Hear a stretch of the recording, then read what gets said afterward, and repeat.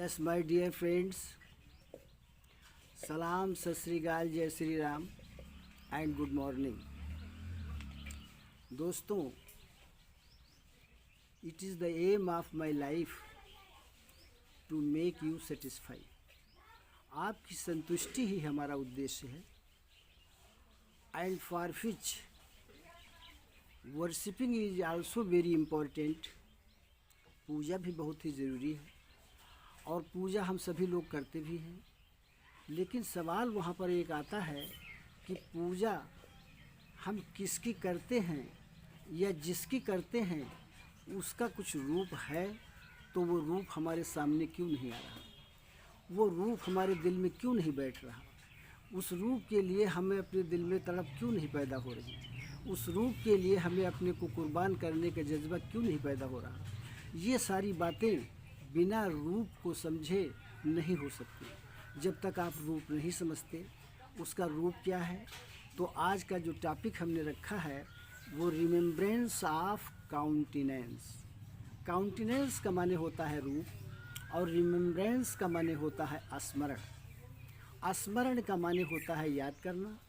किसी चीज़ का जो रूप है, जैसे हमने राम को हम उनकी पूजा करते हैं, तो राम का जो पिक्चर है वो हमारे दिल और दिमाग में आना ज़रूरी, वरना वो पूजा राम की नहीं हो पाएगी। इसी तरीके से कृष्ण, राधा या सीता या देवी या कोई भी आप XYZ जिसकी आप वर्शिपिंग कर रहे हैं, अगर उसका रूप आपके दिमाग में नहीं आ रहा है, उसके क्वालिटीज़, उसके गुण नहीं आ रहे हैं, तो फिर इसका मतलब ये है कि आपकी पूजा बाधित है, क्योंकि आपका उद्देश्य क्लियर नहीं हो रहा।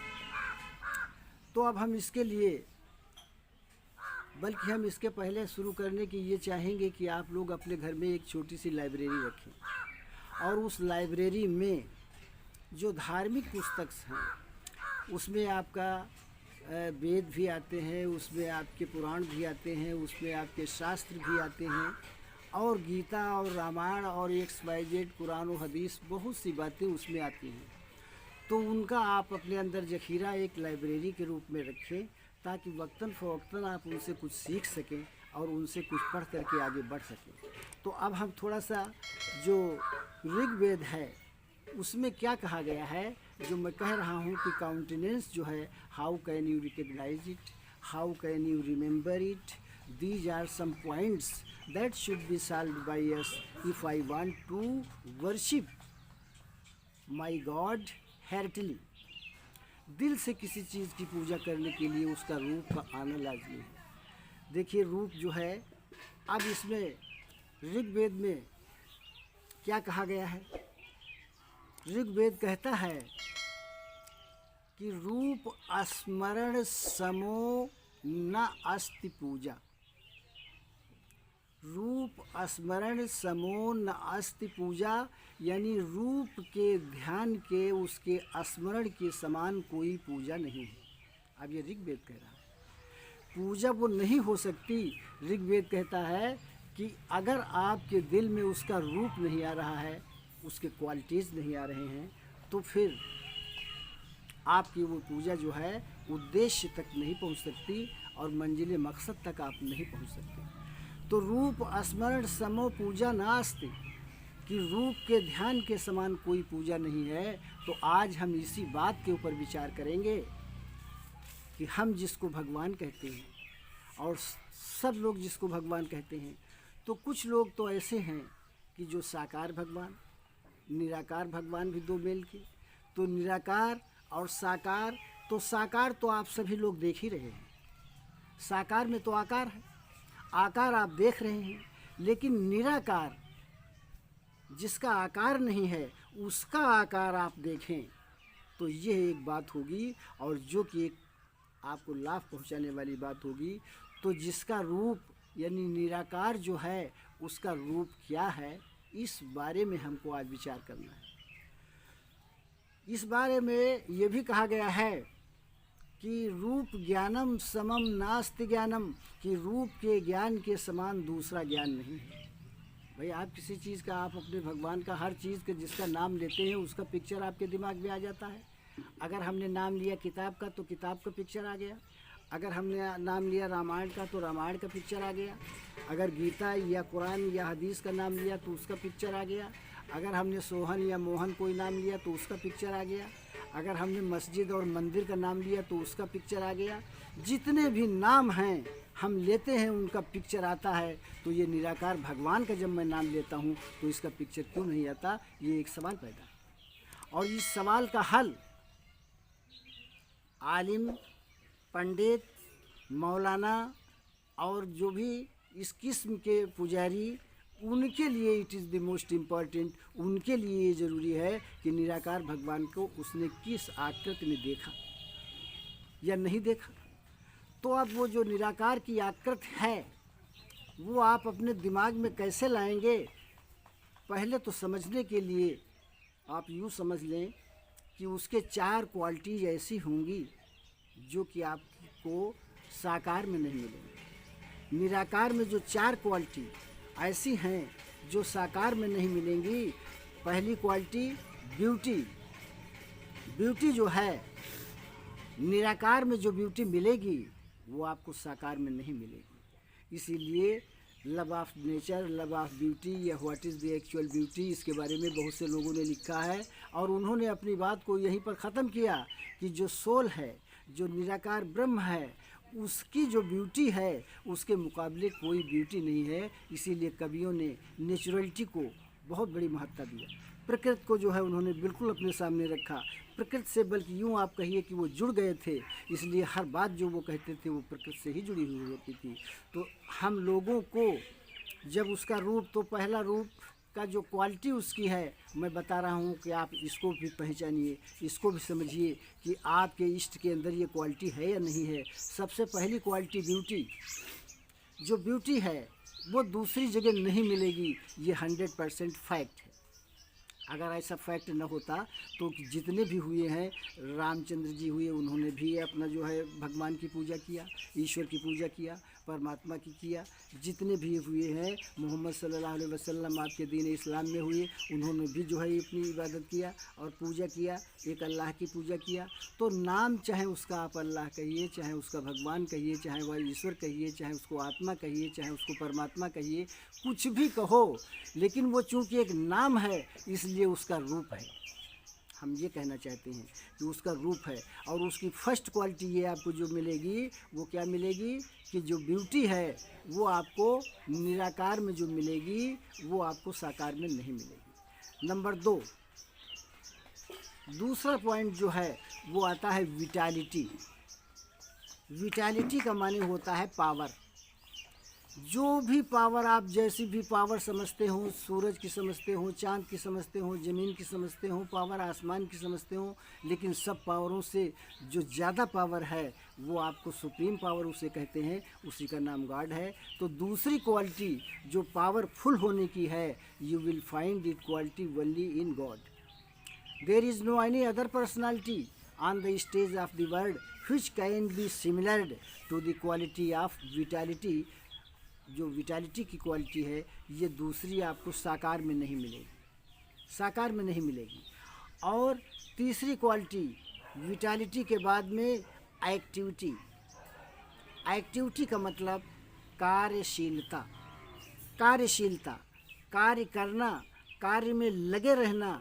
ये जो कार्यशीलता है, ये जो एक्टिविटी है, ये जो नेचुरल पावर में मिलेगी वो आपको फिजिकल पावर में नहीं मिलेगी, वो आपको दुनिया में नहीं मिलेगी। ये बात 100% फैक्ट है।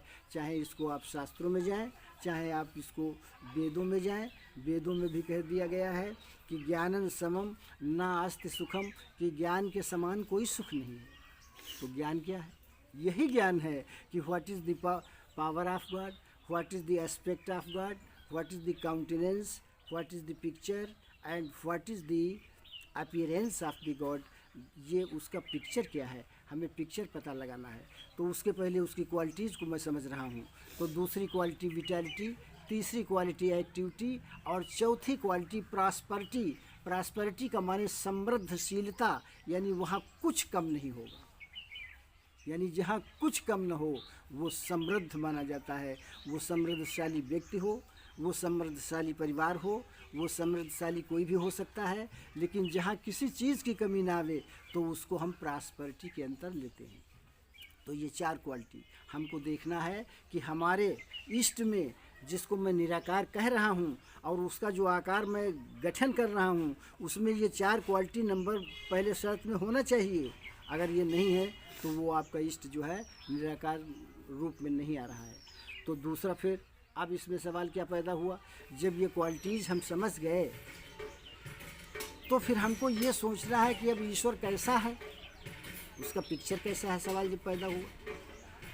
तो उसके समझने के लिए हम ये समझ सकते हैं कि बिल्डिंग जो करने वाले लोग बिल्डर्स होते हैं, कुछ इलेक्ट्रिकल बिल्डर्स होते हैं, कुछ गैस बिल्डर्स होते हैं, लेकिन वो कैसे भी बिल्डर हों, उनके यहाँ जब वो बिल्डिंग करते हैं तो कुछ इलेक्ट्रिकल रेज निकलती हैं चारों तरफ, जिसीलिए वो चश्मा पहनते हैं, ऊपर भी जाती है, सब तरफ जाती हैं।